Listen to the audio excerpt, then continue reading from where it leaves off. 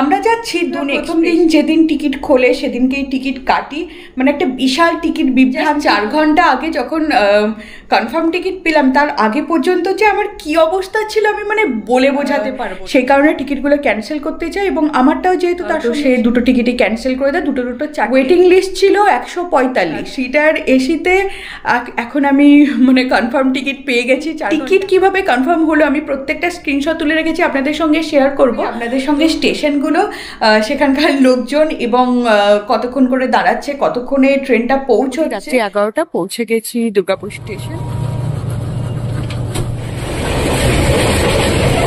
1 ঘন্টা লেট, সারা রাত ঘুম হয়নি, কারণ দুটো বার্থের টিকিট কেটে এখানে 7 জন এক জায়গাতে, তাও 3 আমরা চলে এসেছি 9টা 5 বাজে দীনদয়াল উপাধ্যায় স্টেশনে এবং ট্রেনটা বিফোর টাইম প্রায় 8 ঘন্টারও বেশি আগে পৌঁছে গেছে।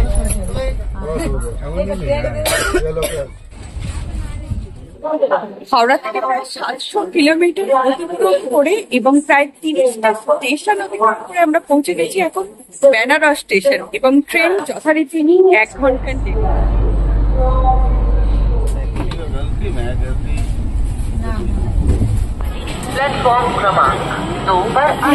কিলোমিটার অতিক্রম করে এবং 2 রাত অতিক্রম করে দূর এখন দাঁড়িয়ে হরিদ্বার স্টেশনে, তাও 2 ঘন্টা লেটে। ট্রেন প্রায় 2 ঘন্টা লেট করে আমরা শেষমেশ পৌঁছে গেছি ইয়োগনাগরী ঋষিকেশ। আবার একবার বেরিয়ে পড়েছি, চলেছি শিব ঠাকুরের আপন দেশে, উত্তরাখণ্ডের পথে। আমরা যাচ্ছি দুন এক্সপ্রেসে। দুর্গাপুর থেকে আমি উঠবো, নামবো একদম ইয়োগনাগরী ঋষিকেশে।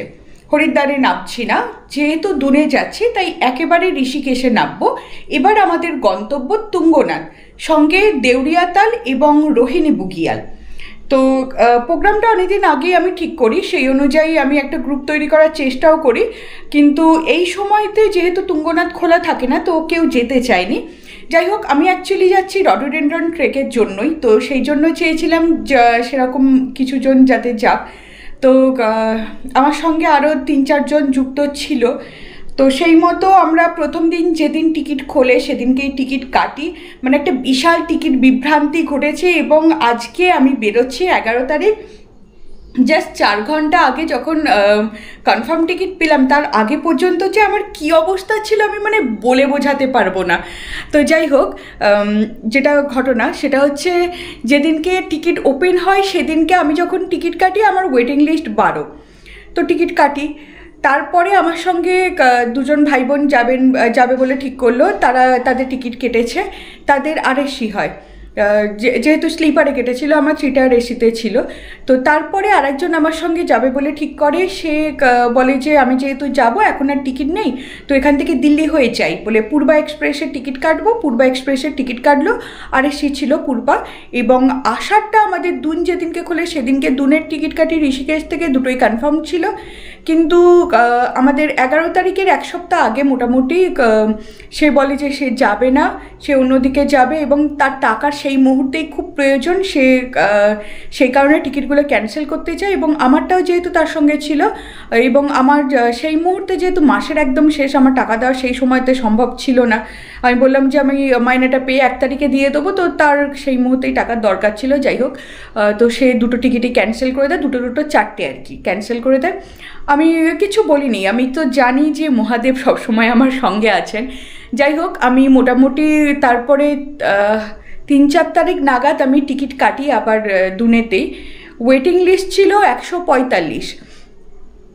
সত্যি করে বলতে মহাদেবের অশেষ কৃপা এবং মহাদেবের হাতটা আমার মাথায় না থাকলে হয়তো সম্ভব হতো না। 3 টায়ার এসিতে এখন আমি মানে কনফার্ম টিকিট পেয়ে গেছি 4 ঘন্টা আগে এবং ট্রাভেল করছি। অবশ্য তার জন্য শুধু মহাদেব নন, মহাদেব অনেক মানুষকে তো দূত হিসাবে পাঠায় আমি মনে করি। তো সেরকমই আমার একজন স্যার এবং তিনি একজনকে রেফার করে দিয়েছিলেন, তো তাদের দুজনের সহায়তায় আমার টিকিটটা আরও কনফার্ম হয়েছে, এটা আমার মনে হয়। তো অবশ্যই তাদের দুজনকে তো অবশ্যই মহাদেব তো সবসময় সঙ্গে আছে, ওনাকে কখনোই থ্যাঙ্কস জানিয়ে শেষ করতে পারবো না এবং সেই 2 স্যারকেও আমার অশেষ অশেষ ধন্যবাদ। তো যাই হোক, যেহেতু একা যাচ্ছি, ওদের দুজনের টিকিট স্লিপারে আছে এবং আমার এসিতে আছে, তো সেক্ষেত্রে একসঙ্গে যেহেতু যেতে পারছি না, তো কাল সারাদিন যেহেতু ট্রাভেল, আজ রাত্রি 11:15 আমাদের দুর্গাপুরে ট্রেন। এখনও পর্যন্ত আমি ঘর থেকে বেরোনি, জাস্ট বেরোবো। আমি জিনিসপত্র ব্যাগ সমস্ত গোছানো অবস্থায় পড়ে আছে, জাস্ট বেরোবো একটু পরে। আর র্যাপিডো বুক করা আছে, র্যাপিডো আসবে, আমি বেরিয়ে যাব। তো তার মধ্যে আমি আজকে একটু অফিস থেকে তাড়াতাড়ি চলে আসি, তারপরে গোছকাজ সমস্ত কমপ্লিট করে রাতের খাবার তো ঘর থেকে খেয়ে বেরোলাম। কালকের খাবারটা একদম রেডি করে নিয়েছি। দুটো রোল, চিকেন রোল করা হয়েছে, যেটা আমি বেলাতে এবং সন্ধ্যাবেলায় খেতে পারবো।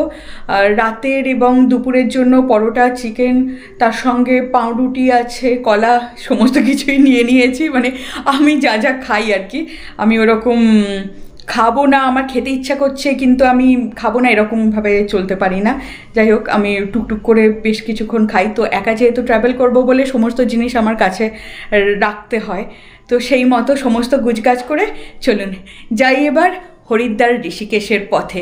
তারপর সেখান থেকে কিভাবে যাচ্ছি, অবশ্যই আমি ট্রাভেল ব্লগার হলেও আমি কখনোই ট্রেনের ব্লগ সেভাবে করি না।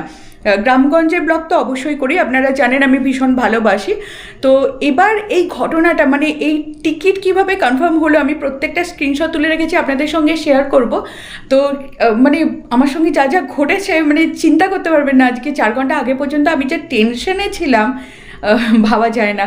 যাই হোক, আমি দেখাবো যে কী কী স্টেশন। মোটামুটি আমি যখন উঠবো তো সবাই ঘুমিয়ে যাবে, তখন তো এসিতে ঢুকছি, মানে মনে হয় যেন সেই মর্গে ঢুকে গেছি।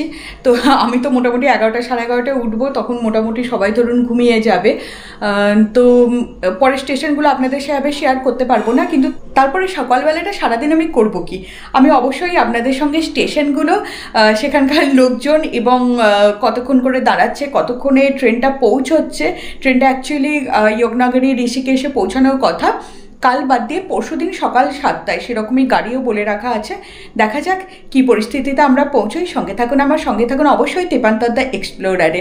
আমি সবসময় চেষ্টা করি সঠিক ট্যুর প্ল্যান দেওয়ার, যেভাবে ট্যুর করা সম্ভব, এবং অবশ্যই আমার প্রত্যেকটা পদক্ষেপের খুঁটিনাটি আপনাদের সামনে তুলে ধরার চেষ্টা করি। তাই সঠিকটা জানতে অবশ্যই সঙ্গে থাকতে হবে আমার। মোটামুটি রাত্রি 11টা পৌঁছে গেছি দুর্গাপুর স্টেশন। 11:15 নাগাদ ঢোকার কথা, এখনও দেখা যাক কতক্ষণ লেট করে। একটু লেট আছে ট্রেনটা আজকে।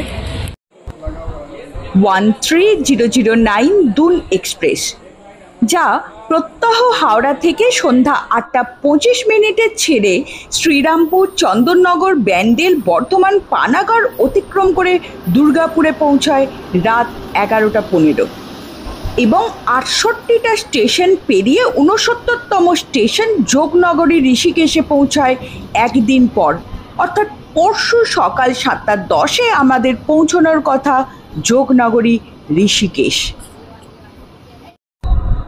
ট্রেনে উঠেই দেখি ট্রেনের এই অবস্থা। দুটো কনফার্ম টিকিট কেটে 7 জন যাত্রা করছে। তবে আমার সঙ্গে যে ভাই বোন যাচ্ছে তারা কিন্তু দেখা করতে চলে এসেছে এত রাতেও। হাই তো করে দাও।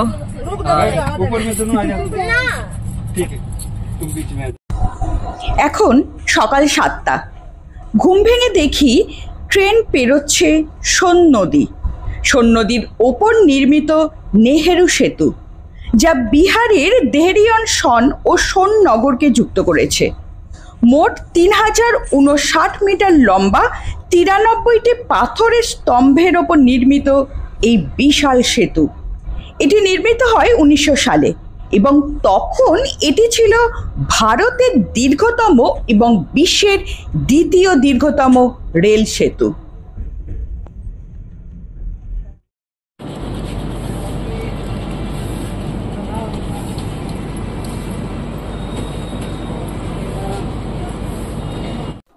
সকালে উঠে সকলেরই তখন বাথরুম যাওয়ার তাড়া, এবং সবচেয়ে বেশি টেনশন হয় তখন বাথরুম কি অবস্থায় আছে সেটার জন্য।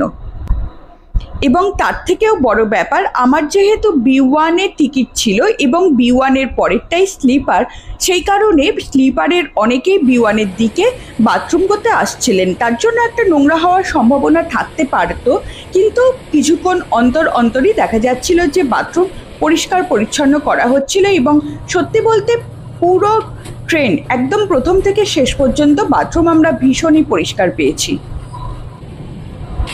তবে সকাল থেকেই আকাশের মুখ বেশ ভার। আমরা চলেছি বিহারের ওপর দিয়ে এবং সেই গরমটার পরিবর্তে বেশ একটা ঠান্ডা ঠান্ডা আমেজ এখনো পর্যন্ত রয়ে গেছে।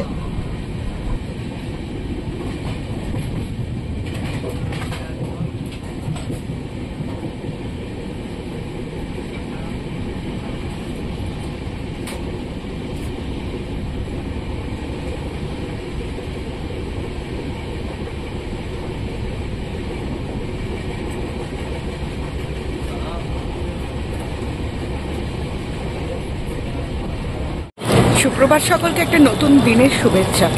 মোটামুটি হাওড়া থেকে 572 কিলোমিটার চলে এসেছি আমরা এই মুহূর্তে দাঁড়িয়ে সাসারামে। 1.25 ঘন্টার লেট ট্রেন, আর 23টা স্টেশনও কিন্তু দূর লোকাল অতিক্রম করেছে। সাসারাম খুব শীঘ্র আসবো, যদিও বর্ষার জলটা শুরু হবে তখন সাসারাম আসবো। এখানে 2 মিনিট ট্রেন দাঁড়াবে, তারপর আবার যাবে নিজের গন্তব্যে। সারা রাত ঘুম হয়নি, কারণ 2টো বার্থের টিকিট কেটে এখানে 7 জন এক জায়গাতে, তাও 3 টায়ার এসিতে, ভাবা যায়।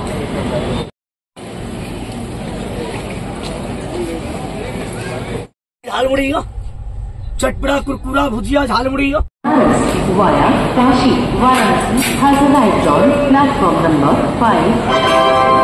कृपया ध्यान दीजिए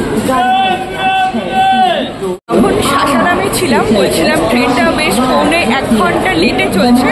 এই মুহূর্তে আমরা চলে এসেছি 9টা 5 বাজে দীনদয়াল উপাধ্যায় স্টেশনে এবং ট্রেনটা বিফোর টাইম প্রায় 8 ঘন্টারও বেশি আগে পৌঁছে গেছে।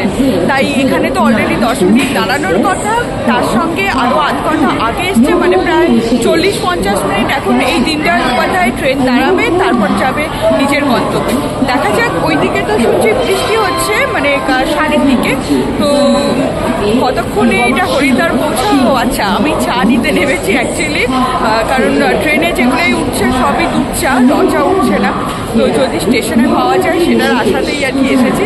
চলো দেখা যাক, আজকে পুরো দিনের ট্রেন যাত্রা। আর আমার সঙ্গে ওই যে বললাম কচি কাঁচা যত উঠেছে ওরা সব লখনউতে নামবে, তারপর জানি না আবার কারা উঠবে। কিন্তু মানে সিরিয়াসলি বলছি, আমাদের কম্পার্টমেন্টে বসার জায়গা নেই, এতটাই বাজে অবস্থা হয়ে আছে। তারপরে যেহেতু আমাদের হচ্ছে B1-এর পরেই যেহেতু স্লিপার শুরু হচ্ছে, সেটাও একটা অসুবিধার কারণ বাথরুমের জন্য। বাথরুমে কিন্তু স্লিপারের সমস্ত লোকজন এসে উঠছে, এটা কিন্তু একটা খুব মানে বিচ্ছিরি পরিস্থিতি। এইটা যদি একটু কিছু ব্যবস্থা করা যায় আমার মনে হয় খুব ভালো হয়। এস কত? এস কত? 4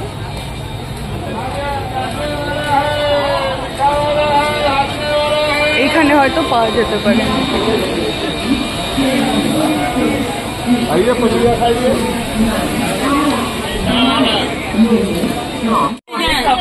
কই দুধ চা, রচা পাওয়া গেছে? আমি কাপ নিয়ে ঘুরে বেড়াচ্ছি। এটা বাংলা, এখানে রচা পাওয়া যায়। এখানে কত পরিষ্কার পরিচ্ছন্ন, আমাদের এসি দেখে এসো।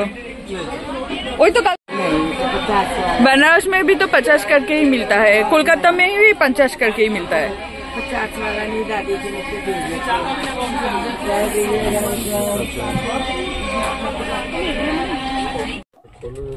বাড়ি থেকে আনা পাউরুটি, কলা এবং আঙুর দিয়েই আমি আমার ব্রেকফাস্ট সারলাম। তবে আঙুরটা কিনেছিলাম দীনদয়াল উপাধ্যায় স্টেশনে বেশ ভালো আঙুর পাওয়া যাচ্ছিল এবং 50 টাকা 500 হিসাবে আঙুর নিয়েছিল।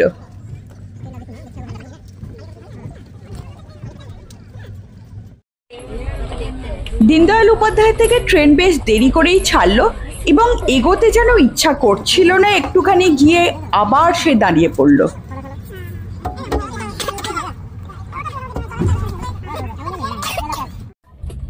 এই বিহার উত্তরপ্রদেশের ওপর দিয়ে যখন আপনারা যাবেন, অর্থাৎ আপনার ট্রেন অতিক্রম করবে বিহার বা উত্তরপ্রদেশ, আপনারা বুঝতেই পারবেন তার সবচেয়ে বড় কারণ কি বলুন তো?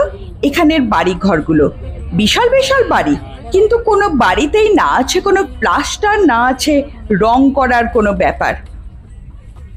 ছোট্ট ছোট্ট জানলা, গায়ে গায়ে বাড়ি, কেমন একটা ঘিঞ্জি পরিবেশ, কিন্তু জায়গা প্রচুর। তবে এখানে একটা ভালো জিনিস হলো, আমাদের এদিকে যেমন হাঁস মুরগি ইত্যাদি চড়ে বেড়ায়, এদিকে প্রচুর পরিমাণে ময়ূর দেখতে পাবেন যারা মাঠে ঘাটে বাড়িতে চড়ে বেড়াচ্ছে। এসব দেখতে দেখতেই দেখি ট্রেন ঢুকছে কাশী, পেরোচ্ছি গঙ্গা, আর বাঁদিকে দেখা যাচ্ছে বেনারস শহর, এক আলাদাই মোহ।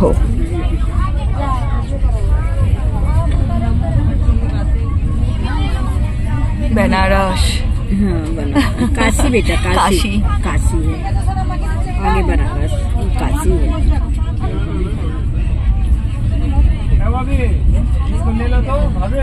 सबसे खूबसूरत जगह है। हाँ खूबसूरत, इतना शांति लगता है ना इधर। जब जब आते हैं ना इधर, जाने के टाइम इतना रोते हैं क्यों पता नहीं, लेकिन मुझे इतना रोना आता है ना, रोना आता है कि कितना अच्छा जगह है। हाँ, हमको यहाँ रहना चाहिए। मैं जितना बार आई हूँ जाने के टाइम बहुत रोए। हम लोग भी यहाँ रहते ना, मेरा ये रहती है यहाँ पर पोती, उसका हस्बैंड यही रहते हैं। अच्छा, हाँ यहीं पर जॉब लगा है, यही रहती है। कहाँ जा रही हो? मैं तो अभी ऋषिकेश जाऊंगी। अच्छा घूमने के लिए? नहीं, उससे भी ऊपर जाऊंगी, ट्रेक के लिए जाऊंगी। अच्छा अच्छा।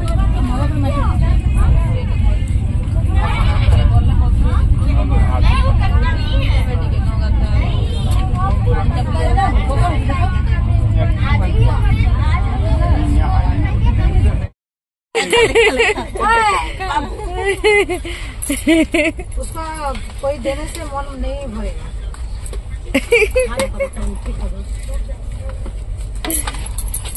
अभी वो भाई 1-2 रूम रख लेगा तो अटक जाएगा। कितना दिन हुआ? उसको मीठा खाना पसंद नहीं, सब तीखा वाला।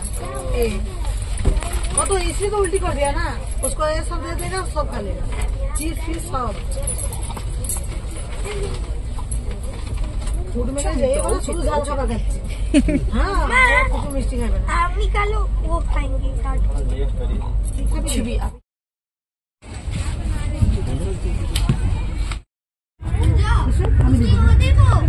না বাবা তুমি নামাও, পা নামাও। হাওড়া থেকে প্রায় 700 কিলোমিটার অতিক্রম করে এবং প্রায় 30টা স্টেশন অতিক্রম করে আমরা পৌঁছে গেছি এখন বেনারস স্টেশন, এবং ট্রেন যথারীতি 1 ঘন্টার লেট। যদিও আগে দিদি দয়াল উপাধ্যায় আপনারা দেখেছেন যে 1 ঘন্টা আগে পৌঁছে গেছিল, আর এখানে 1 ঘন্টার লেট। তার মানে এইটুকু রাস্তা আসতে কতটা সময় লেগেছে বুঝতে পারছেন। প্রচুর লোক নামলেন, প্রচুর নতুন লোক এখান থেকে আরও উঠছে। আমাদের ওখানেও কূপে 2 জন নেমে গেলেন, আরও নতুন লোক উঠবে, দেখা যায় কি হয় ট্রেনের অবস্থা। তো এখন আমরা ক্রস করছি উত্তরপ্রদেশের ওপর দিয়ে। বেশ একটা অন্যরকম যাত্রা, অন্যরকম জার্নি। আর যখন বেনারসের গঙ্গা পেরোচ্ছিলাম সেই অনুভূতিটা আপনাদের সঙ্গে অবশ্যই শেয়ার করব।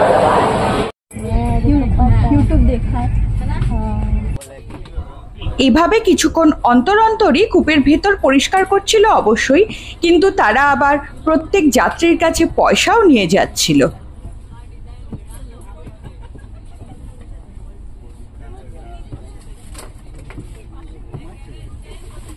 ऋषिकेश को जाने वाली प्लेटफॉर्म क्रमांक 2 पर आ चुकी है। 881 কিলোমিটার অতিক্রম করে পুরো 4টে 8 একদম ঠিকঠাক টাইমে আমাদের ট্রেন অযোধ্যা থামে পৌঁছে গেছে। प्लेटफॉर्म क्रमांक 2 पर आ चुकी है।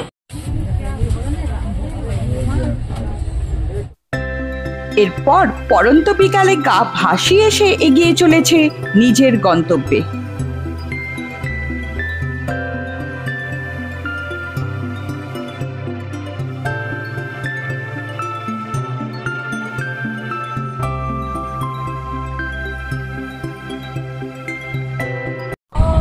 তবে একটুখানি আসতে না আসতে সে আবার একটা ছোট্ট স্টেশনে দাঁড়িয়ে পড়ে, যে স্টেশন লিস্টে ছিল না।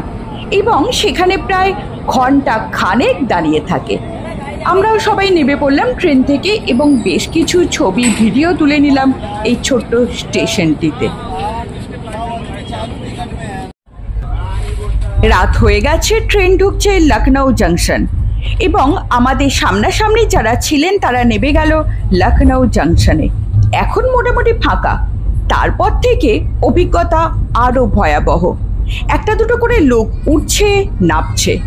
একটা মেয়ে উঠল লখনউ থেকে, তার বাবা মা উঠবে বরেলি জংশন থেকে এবং টিকিট তার বাবা মার কাছে। রাত্রিবেলায় মোটামুটি 1:30টার সময় বরেলি জংশনে ট্রেন থামবে, তখন তার বাবা মা ওঠেন এবং ভাই ওঠেন, তারা খাবার নিয়ে আসে। তারপর সেই রাত্রি 1:30টার পর তারা খেতে শুরু করে।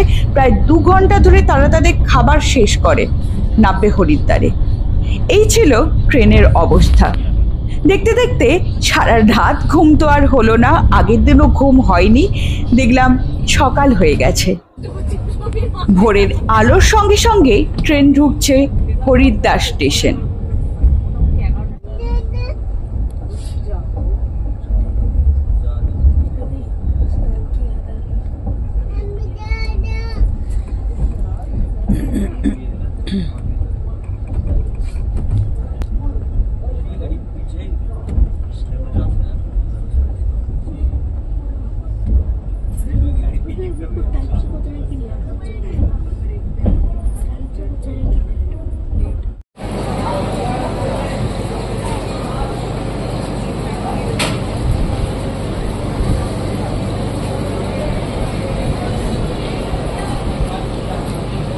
সুপ্রভাত সকলকে। হরিদ্বার স্টেশন থেকে প্রায় 1500 কিলোমিটার অতিক্রম করে এবং 2 রাত অতিক্রম করে এখন দাঁড়িয়ে হরিদ্বার স্টেশনে, তাও 2 ঘন্টা লেটে। জানি না এখনো কখন পৌঁছবে। ঋষিকেশে অলরেডি গাড়ি বলা আছে, উনি ওখানে ওয়েট করছে। মোটামুটি এখন 7:30 বাজে, এখন পর্যন্ত ট্রেন ছাড়েনি। 2 ঘন্টা অতিক্রম করে গেছে। দেখা যাক কতক্ষণে পৌঁছয়। মোটামুটি ঠিকই আসছিল, বেশিরভাগ স্টেশনে ঠিক টাইমের আগেই ঢুকিয়ে দিচ্ছিল। তো এখানে এতক্ষণ লেট। হরিদ্বার স্টেশনে এখন আমি জানি না 2 ঘন্টার বেশি, 2.5 ঘন্টা মতো লেট হয়ে গেল। এরপর আরো কত দেরি করবে ট্রেনটা। তো কদিন ধরে দেখছিলাম যে খেয়াল রাখছিলাম ট্রেনটা ঠিক টাইমে চলছে, আজকে এতটা লেট করছে কেন বোঝা যাচ্ছে না। কাজটা পরিষ্কার। দেরাদুন থেকে দিল্লি আমার যাওয়াটা মনে হয় বাড়ি। হরিদ্বার থেকে ঋষিকেশ যাওয়ার সময় ট্রেন অতিক্রম করে রাজাজি ন্যাশনাল পার্ক। 1983 সালে চিল্লা, মতিচুর ও রাজাজি এই 3 বন্যপ্রাণী অভয়ারণ্য একত্রিত করে তৈরি হয় 320 বর্গ মাইল জুড়ে বিশাল এই রাজাজি ন্যাশনাল পার্ক, যেখানে মূলত দেখা যায় ভারতীয় হাতি, চিতা, চিতল ও সাম্বার হরিণ। তাছাড়া ভল্লুক, নীলগাই, বেঙ্গল ফক্স, গোড়াল ও হিমালয় তার সহ বহু পশুর বাসস্থান এই রাজাজি ন্যাশনাল পার্ক। এর ভিতরে হয় বেশ কিছু জঙ্গল সাফারি, থাকা যায় জঙ্গলের ভিতরেও। তাই অনেকেই আসেন জঙ্গল সাফারির জন্য এবং থাকেন জঙ্গলের ভিতরে।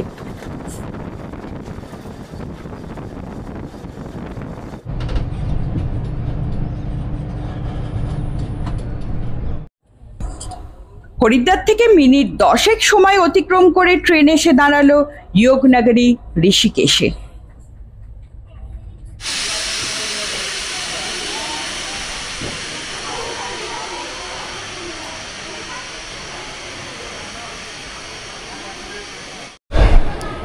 ট্রেন প্রায় 2 ঘন্টা লেট করে আমরা শেষমেশ পৌঁছে গেছি যোগনগরী ঋষিকেশ জংশনে। তো যোগনগরী ঋষিকেশ যে স্টেশন আছে সেখান থেকে আমরা এখন গাড়ি ঠিক করা আছে, আমরা যাব শাড়ির উদ্দেশ্যে। ইচ্ছা আছে মাঝে ধারীদেবী টেম্পল আর কোটেশ্বর ধাম, এই দুটো দেখে যাব। সঙ্গে থাকুন, অবশ্যই চেষ্টা করছি দেখানোর, কারণ 9টা বাজে, কিছু টুকটাক জিনিস নেওয়ার আছে, খাওয়ার আছে, তারপর জানি না কতটা কি করতে পারবো। অলরেডি দেরি হয়ে গেছে পুরো 2 ঘন্টা, কারণ 7টা এখানে ট্রেনটা ঢুকানোর কথা, 9টার সময় ঢুকাচ্ছে। কিন্তু এই স্টেশনটাতে আমি প্রথমবার আসলাম, যোগনগরী ঋষিকেশ। অসাধারণ স্টেশনটা, পুরো পাহাড়ের ধারে, পিছনে দেখা যাচ্ছে। দারুণ দারুণ। কতগুলো লাগেজ করেছে দেখানোর জন্য আমি ভিডিও অন করলাম। কোনটা কার লাগেজ? সবগুলো ওর লাগেজ। ওই ট্রলিটা কার লাগেজ? ট্রলিটা কার? ট্রলিটা কার? ও আচ্ছা। এই এত বেগি কি আছে? সামনে একটা, পিছনে একটা রুকস্যাক, আবার হচ্ছে এরকম একটা ট্রলি। এর মধ্যে কতগুলো ব্যাগ আছে কোনো আইডিয়া আছে?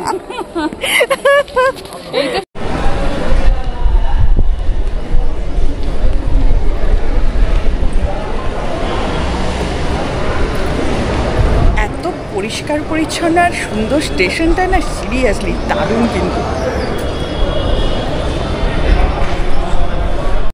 বলো হর হর মহাদেব।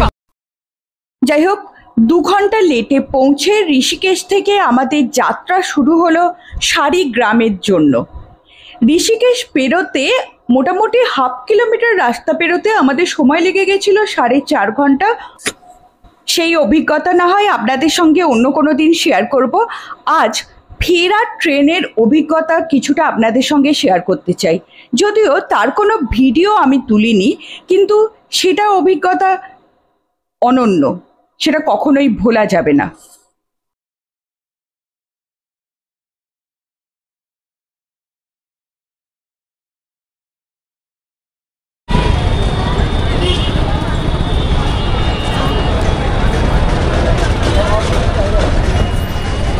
মোটামুটি ঘড়িতে এখন 9টা বাজে, রাত 9টা।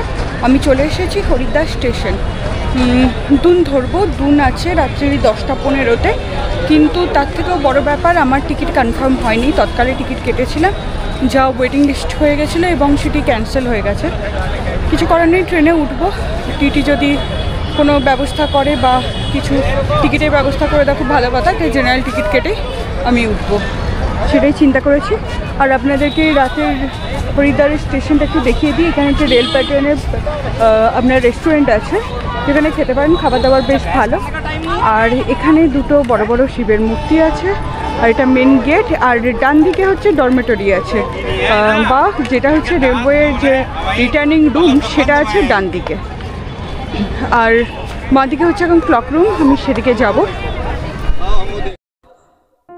এরপর 335 টাকার বিনিময়ে আমি একটি জেনারেল টিকিট কেটে ট্রেনে যাত্রা করি। আমাদের আর একটা বন্ধুর দল ছিল 3 টায়ার এসিতে, এবং সেখানে আমি উঠি, কারণ চিন্তা করেছিলাম যে টিটিকে অবশ্যই বাদবাকি ফাইন দিয়ে তাকে রিকোয়েস্ট করব একটা বার্থ অ্যালট করার জন্য। কিন্তু সেদিনকে ট্রেনের পরিস্থিতি এতটাই খারাপ ছিল যে কোথাও কোনো সিট খালি ছিল না। এমনকি প্রিমিয়াম তৎকালে আরএসি হয়ে গেছে মানুষের, এবং তারা সেভাবেই ট্রেনে যাত্রা করছে। মানে 1,500 টাকার টিকিট 3,500 টাকা দিয়ে কেটেও তারা প্রপার বার্থ পায়নি। আরএসিতে ঝুলতে ঝুলতেই তারা গেছে। সেখানে আমাকে একটা আলাদা বার্থ অ্যালট করা সম্ভব হয়নি, এবং টিটিরা 500 করে 1000 ফাইন করে। যদিও সেটাকে প্রপার ফাইন বলা চলে না, কারণ তার কোনো রসিদ আমি পাবো না। তারা অ্যাকচুয়ালি 500 টাকা করে নেয় নিজেদের জন্যই, আই থিঙ্ক।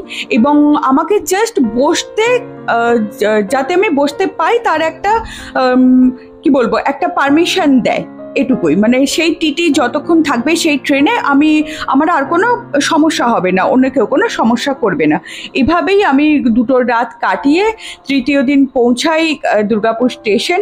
কোনো রকম ঘুম বা রেস্ট হয়নি। যাই হোক, এটাও একটা অভিজ্ঞতা একা চলার ক্ষেত্রে, বা যখন আপনি চিন্তা করে নিয়েছেন যে আপনাকে একাই চলতে হবে, তখন এরকম নানান অভিজ্ঞতার সম্মুখীন আপনাকে হতে হবে। তার জন্য আগে থেকে মানসিকভাবে প্রস্তুত থাকা খুব প্রয়োজন। আমিও ছিলাম, তাই এতটা মানসিকভাবে ভেঙে পড়িনি। যাই হোক, আশা করছি পরবর্তী ট্রিপগুলো আরও সুখকর হবে, এবং আপনাদের সঙ্গে সমস্ত আমার অভিজ্ঞতা এভাবেই শেয়ার করতে পারবো। ভিডিও ভালো লাগলে একটা লাইক এবং সাবস্ক্রাইব করে পাশে থাকার অনুরোধ রইল। অসংখ্য ধন্যবাদ সম্পূর্ণ ভিডিওটি দেখার জন্য। এখন কদিন ধরেই চলবে এই উত্তরাখণ্ডের এপিসোড। উত্তরাখণ্ডের বেশ কিছু জায়গা আমি গিয়েছি, যেগুলো সাধারণত কেউ যায় না, সেরকম জায়গাগুলোও দেখেছি। জানাবো তার ইতিহাস, ঘুরে দেখাবো সেই জায়গাগুলো, এবং জানাবো তার সুবিধা অসুবিধা। তার সঙ্গে থাকবে তুঙ্গনাথ ট্রেক এবং দেউরিয়া তাল ট্রেক। দেউরিয়া তাল থেকে তুঙ্গনাথ অর্থাৎ চোপতা যাওয়ার পথে রোহিণী বুগিয়াল অতিক্রম করার অভিজ্ঞতা। সঙ্গে থাকুন, দেখতে থাকুন তেপান্তদ্দা এক্সপ্লোরার।